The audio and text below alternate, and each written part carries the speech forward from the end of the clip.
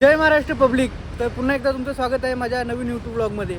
तर मित्रांनो, भरपूर प्रयत्न केला मी ब्लॉग काढायचा मध्ये, पण काय होतं, अर्धा ब्लॉग व्हायचा आणि नंतर मला कंटिन्यू करायला जमायचं नाही. कारण की मध्येच असं काम यायचं, अडचणी याच्यामध्ये की मधनं सोडायला लागायचं ब्लॉग. पण काही चिंता करू नका, तुमचा भाव असं ट्राय करत राहणार आणि आजचा व्हिडिओ कसा होते ते पण पाहू. आणि आज वॉक करायचं मुख्य कारण तर आहे की आज आमच्या कारभाऱ्यांचा बड्डे आहे, वाढदिवस आहे आमच्या कारभाऱ्यांचा. तर ते सुद्धा तुम्हाला दाखवणार आहे. आता सध्या मी कामावर म्हणजे नेरुळला आलेलो आहे, अजून कामावर जायचं आहे, 9 वाजायचे आहेत. म्हणलं यूट्यूब ब्लॉग तर स्टार्ट करू, पुढचं बघू, कंप्लीट झाला तर झाला, नाहीतरी असं तर आपले कुठं 2 ब्लॉग कंप्लीट झालेत. 2 वेळा प्रयत्न केला पण 2 वेळा अर्धे राहिलेत माझे ब्लॉग. शाबास बेटा. तर चला इथनं स्टार्ट करूया. तर मंडळी, मी काय करतो, का करतो आणि कसं करतो, ह्या गोष्टी मला तुमच्यासोबत शेअर करायच्या आहेत. तर तुम्हाला माहिती नसेल पण मी एक सर्व्हिस करतो, सर्व्हिस जॉबला आहे आणि एका संस्थेमध्ये पिऊन या पदावर काम करतो मी. म्हणजे वेल एज्युकेटेड असूनसुद्धा पिऊन या पदावर काम करण्याचं कारण असं आहे की तुम्हाला मागच्या म्हणजे पहिल्याच व्लॉगला तुम्हाला मी सांगितलं असेल की आमचे वडील अचानकच आम्हाला सोडून गेले, त्यांचं निधन झालं. तेव्हा घराची जी संपूर्ण जबाबदारी असते ती मोठा मुलगा या नात्याने माझ्या अंगावरच आली. आणि तसं असताना घराच्या जबाबदारीसोबत आईची आणि भावाची सुद्धा जबाबदारी होती माझ्यावर. त्यामुळे मला स्वीकार नसतानासुद्धा ही नोकरी करावी लागली मला.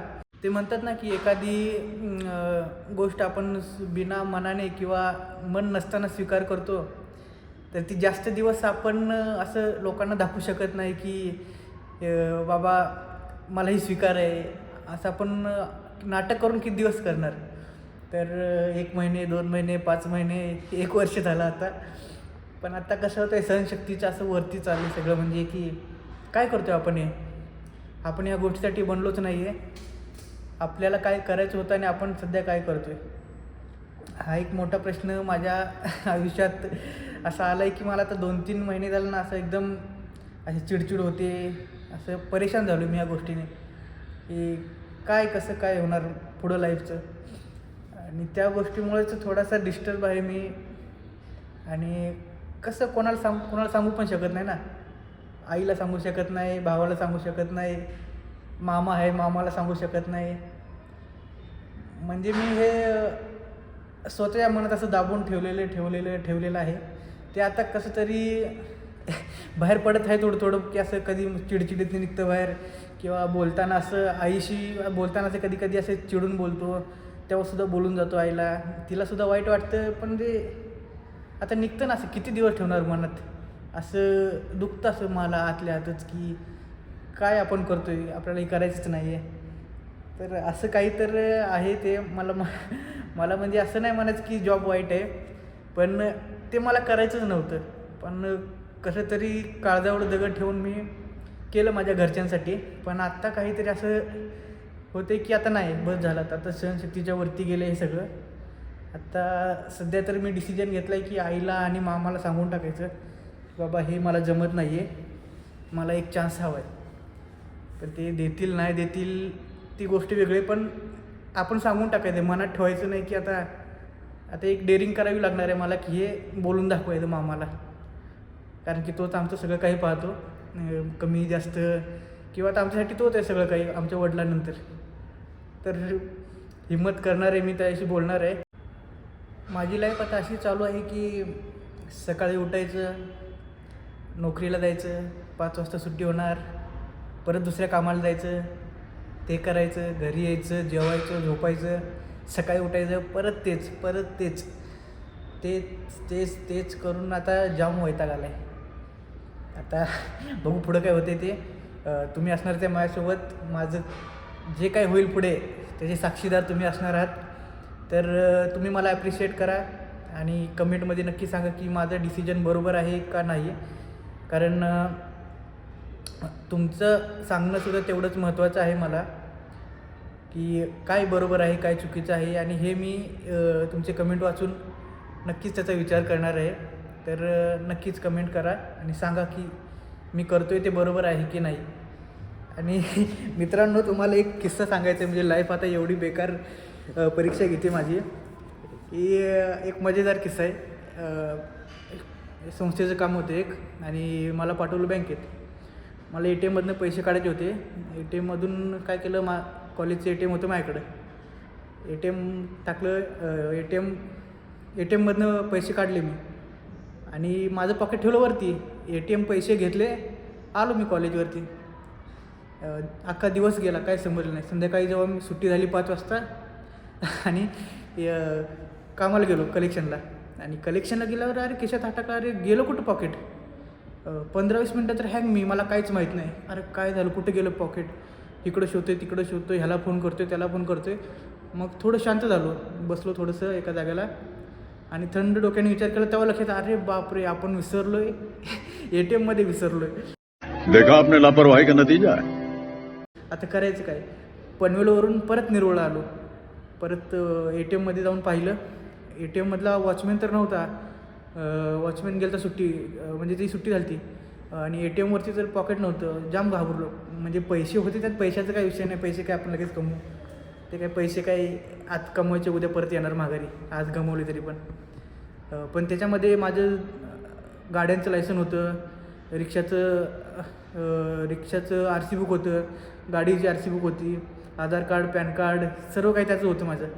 आणि असं घाबरलो मी. मला रात्रभर झोप नाही. मी आईला सुद्धा सांगितलं नाही की कसं काय करायचं, आईला कसं सांगायचं आता. तर रात्रभर मी असं नुसतं मनातल्या मनात झुरतो, यार काय होणार. सकाळी उठलो आणि सगळ्यात पहिलं गेलो बँकेत. तर बँकेत गेलो, म्हणलं की साहेब असं राहिले माझं. तर साहेब म्हणले की पॉकेट होतं, पॉकेटात पैसे किती होते वगैरे सगळं अशी इन्क्वायरी केली. आणि मला म्हटले हां आहे तसं, एक पॉकेट सापडले आम्हाला. तेव्हा कुठं जीव आला की बाबा आहे, माझं पॉकेट आहे इथं म्हणून. मग ते थोड्या वेळाने भेटलं मला, ते पॉकेट दिलं त्यांनी मला. चांगले होते बँकवाले, त्यामुळं भेटलं मला माझं पॉकेट. पण विषय असा आहे की मी करायला जातो दुनियादारी. म्हणजे हे काम माझं नाहीच आहे की बँकेतून जाऊन पैसे काढायचे. पण असं आहे ना, रक्ताचं असं असतं की आम्ही कोणाला नाही म्हणतच नाही. माझे वडील पण तसेच होते की कधीच त्याच्या तोंडातून नाही आलंच नाही कोणाला. कोणी काय सांगितलं, हो बाबा करतो, हो बाबा करतो. मी पण तसंच आहे, माझा भाऊ पण तसंच आहे. आमचं घरदार असंच आहे की सगळं दुनियादारीमध्येच गेलेलं आहे सगळं आमचं. तर असा काहीतरी विषय आहे. तर दुनियादारी मला भोवली की मला रात्रभर झोप नाही. तेव्हापासून धडा शिकलो मी की दुनियादारी करणार पण पहिलं स्वतःचा विचार करणार. मजा आया. असा काही किस्सा होता. जाम म्हणजे असं हँगच झालो होतो मी. आणि नंतर जेव्हा भेटलं तेव्हा कुठं जीव आला माझ्या की बाबा भेटलं बाबा. नंतर मम्मीला जाऊन सांगितलं की असं झालं. आणि मी मम्मीला काय सांगितलं नव्हतं, ती टेन्शन घेईल म्हणून. आता भेटले पॉकेट तरीसुद्धा ती टेन्शन घेते की बाबा ह्याच्याकडनं असं कसं झालं. हे असं काहीतरी लाईफ चालू आहे माझी.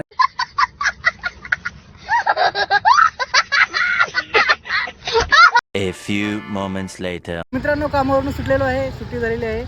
आता निघालेलो आहे कलेक्शनला. पण जाता आपला एक मामा असतात माझ्यासोबत, त्यांना स्टेशनला सोडायला लागतं. कौंडी स्टेशन, नेहरू स्टेशन आहे. स्टेशनला सोडून आता इकडून डायरेक्ट जाणार एअरपोर्ट, दिबा पाटील एअरपोर्ट आहे. एअरपोर्टवरून जाणार करंजाडे. तिकडे कलेक्शन आपलं तिकडचं घेऊन पनवेलला जायचं आहे. आणि आज सचिन दादा पण नाही आहेत, म्हणजे माझे दादा आहेत, कलेक्शनला माझ्यासोबत असतात. ते नाही तर त्यांचंसुद्धा कलेक्शन आपल्यालाच करायचं आहे. आणि मम्मीसुद्धा धीरजला घेऊन येत आहे पनवेलला. आलेलीच आहे वाटली तिकडे ती. फोन आला तर मला, मी बिझी होतो म्हणून काय फोन उचलला नाही. पण बघू आता आपण काय प्लॅन होते पुढचं, कारभाराच्या बड्डेचं कसं होते. तर स्टेट येऊन पाहत राहा काय.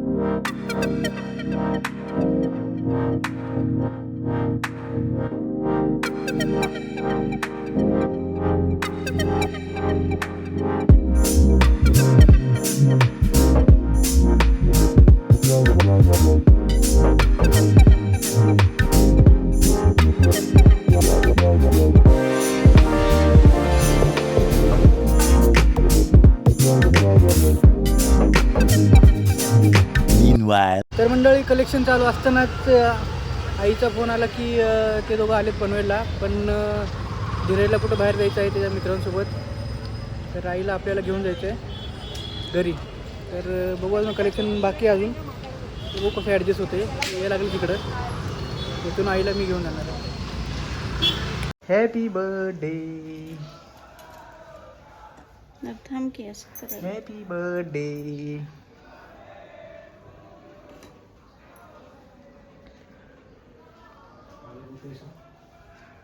दिवा लावायला लावतो.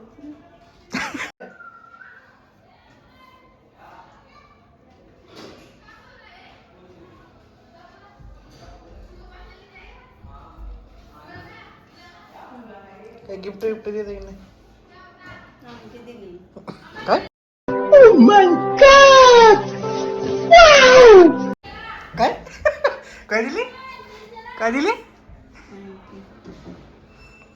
बघा बघा किती प्रेम आहे बघा. सोन्याची अंगठी.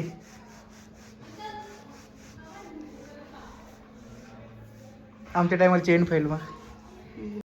बड़ा हरामी हो बेटा. Oh.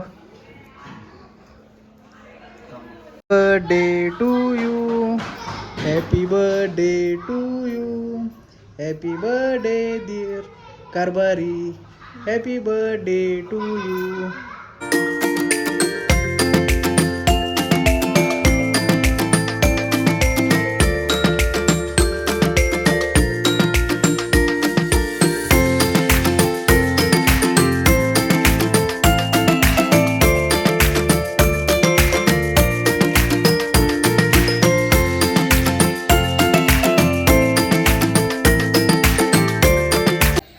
तर मंडळी रात्रीच्या 11:30 वाजलेले आहेत आणि व्लॉग एंड करायची वेळ आलेली आहे. दिवसभर तुम्ही पाहिलंच की माझी थोडी धावपळ चालू असल्यामुळे मला काय प्रॉपर व्लॉगिंग करता आलेली नाही आहे. ती की नेहमीचंच तुम्ही म्हणत असाल नेहमीचंच आहे याचं, पण काय नाही ॲडजस्ट करून घ्या. हळूहळू ट्राय करतो सर्व काही कॅप्चर करायचं, पण जमत नाही. पण करू आपण ट्राय करू, अजून शिकून घेऊ काय काय आहे ते. आणि आता जेवल्यानंतर थोडं बाहेर आलतो. खाल्लेलं जिरायला पण पाहिजे ना, ह्याचा रात्री त्रास होतो. तर मित्रांनो कसा वाटला आजचा व्लॉग कमेंट करून नक्की सांगा. लाईक करा, शेअर करा आणि सबस्क्राईब करायला विसरू नका.